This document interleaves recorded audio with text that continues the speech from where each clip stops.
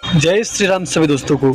आज मैं आपके बीच उस व्यक्ति को लेकर आया हूँ जिसके कारण संपूर्ण महाभारत हुई। क्या आप जानते हैं कि कौरव और पांडव भाइयों को क्यों शकुनी ने आपस में लड़ाया? शकुनी किस देश का राजा था और वो कौरवों के साथ क्यों रह रहा था? शकुनी के बारे में किसी को कुछ पता नहीं है कि क्यों उसने कौरवों और पांडवों के मध्य महाभारत का युद्ध करवाया। तो चलिए आज मैं आपको शकुनी के बारे में विस्तार से बताता हूँ। शकुनी जो कि महाभारत का मुख्य किरदार है। शकुनी अपने खास मिशन के लिए कौरवों के साथ था।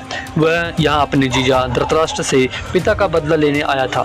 वो जानता था कि कौरव कभी पांडव से जीत नहीं सकेंगे, इसीलिए उसने कौरवों का पांडवों से युद्ध करवाया और कौरवों के हार के साथ अपना बदला पूरा किया। यह उस समय की बात है जब गांधार राजकुमारी के रूप लावण्य की चर्चा पूरे आर्यवर्त यानी भारत में थी।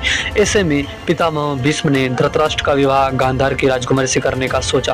पहले उन्होंने सोचा कि गांधारी का अपहरण करके लाया जाए, लेकिन अंबा और अंबालिका ने उन्हें ऐसा करने से मना कर दिया था। अतः पितामह भीष्म की गांधार की राज्यसभा में धृतराष्ट्र का रिश्ता लेके गए, लेकिन उन्हें मालूम था कि उनका प्रस्ताव ठुकरा दिया जाएगा। तब पितामह भीष्म ने क्रोधित स्वर में कहा कि तुम्हारे इस छोटे से साम्राज्य पर चढ़ाई करूंगा और इसे समाप्त कर दूंगा। अतः राजा सुबाल को भीष्म के आगे झुकना पड़ा और अत्यंत क्षोभ के साथ उनको अपनी सुंदर पुत्री का विवाह अंधे राजकुमार धृतराष्ट्र के साथ करना पड़ा। गांधारी ने भी दुख पूर्वक आजीवन आंखों पर पट्टी बांधे रखने की प्रतिज्ञा कर ली। गांधारी से महाराज धृतराष्ट्र को 100 पुत्रों की प्राप्ति हुई जो आगे चलकर कौरवों के नाम से प्रसिद्ध हुए। लेकिन गांधारी का विवाह महाराज धृतराष्ट्र से करने से पहले ज्योतिषों ने सलाह दी कि गांधारी के पहले विवाह पर संकट है, अतः इसका पहला विवाह किसी और से कर दीजिए, क्योंकि यह मांगलिक दोष से पीड़ित है और विवाह होते ही इसका पहला पति मर जाएगा। इसीलिए गांधारी का विवाह एक बकरे से करा दिया गया और बकरे की मृत्यु हुई। गांधारी एक विधवा थी। यह सच बहुत समय तक कौरव पक्ष को पता नहीं चला। यह बात जब धृतराष्ट्र को पता चली तो वे बहुत क्रोधित हो उठे। उन्होंने समझा कि गांधारी का पहले किसी से विवाह हुआ था और वह पता नहीं किस कारण मरा।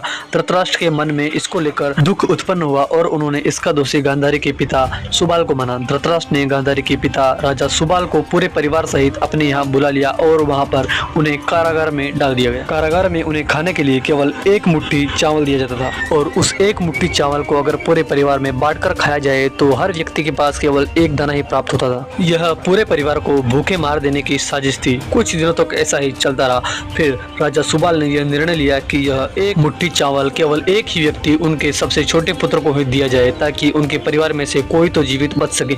एक एक करके सुबाल के सभी पुत्र मरने लगे। सब लोग अपने हिस्से का चावल शकुनी को देते थे ताकि वह जीवित रहकर कौरवों का नाश कर सके।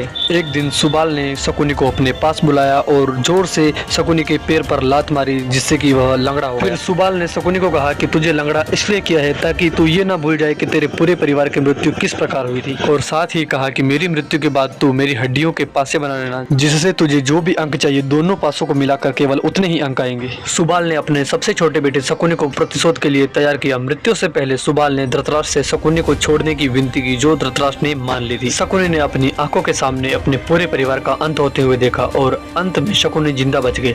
जब कौरवों के वशिष्ठ युवराज दुर्योधन ने यह देखा कि केवल शकुनी ही जीवित बचे हैं तो उन्होंने पिता की आज्ञा से उसे क्षमा करते हुए अपने देश लौटने या हस्तिनापुर में ही रहकर अपना राज्य देखने को कहा। शकुनी ने हस्तिनापुर में रुकने का निर्णय लिया।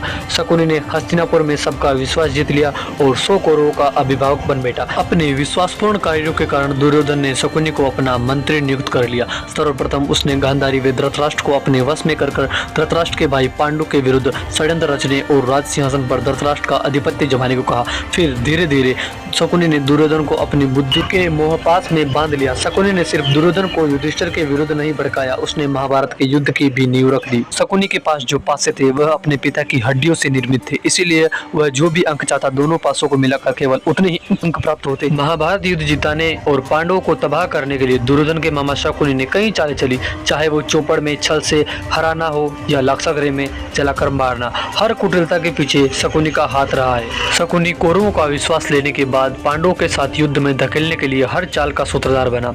उसके चलते द्रौपदी का चीरहरण हुआ तो वनवास काटकर लौटे पांडवों को 5 घाव भी नहीं देने के निर्णय में शकुनी रहा सूत्रधार। शकुनी ने महाभारत के युद्ध में कौरवों का विनाश अपनी आंखों से देखा और अपने पूरे परिवार की मृत्यु का प्रतिशोध पूरा किया। और शकुनी इतना चतुर था कि हर बार वो महाभारत के युद्ध में अपने सामने आने वाले वीर को चकमा देकर निकल जाता। महाभारत के 18वें दिन शकुनी का सामना सहदेव से हुआ। सहदेव ये जानता था कि महाभारत का युद्ध शकुनी ने ही करवाया और शकुनी को समझाया कि वह अपने राज्य गांधार जो कि अफगानिस्तान में है वहां पर लौट जाए और वहां पर राज करे। शकुनी ने सारी बात सहदेव को बताई कि किस प्रकार उसकी बहन का विवाह एक अंधे राजा के साथ कर दिया गया और उसके परिवार की हत्या कर दी गई। और साथ ही शकुनी ने अपने सारे काले कारनामे सहदेव को बताया और कहा कि अब मैं जीवित नहीं रह सकता। फिर शकुनी ने सहदेव के साथ युद्ध किया और आखिरकार सहदेव ने शकुनी का अंत कर दिया। माना जाता है कि शकुनी को मृत्यु के बाद स्वर्ग प्राप्त हुआ क्योंकि उसने अपने कर्तव्य का पालन किया और अपने पिता से किया गया वादा पूरा किया। तो दोस्तों ये थी महाभारत के षड्यंत्रकारी शकुनी की कहानी। अगर आपको ये जानकारी अच्छी लगी तो इस वीडियो को शेयर कीजिए और उन लोगों तक पहुंचाइए जिनको महाभारत के इस शकुनी की कहानी नहीं पता है। साथ ही लाइक कीजिए और कमेंट कीजिए कि आपको अगला वीडियो किस जानकारी के संबंध में चाहिए। तो दोस्तों आज के वीडियो में बस इतना ही। मिलेंगे अगले वीडियो में ऐसी ही किसी नई जानकारी के साथ। तब तक के लिए आप सभी को मेरी तरफ से जय श्री राम।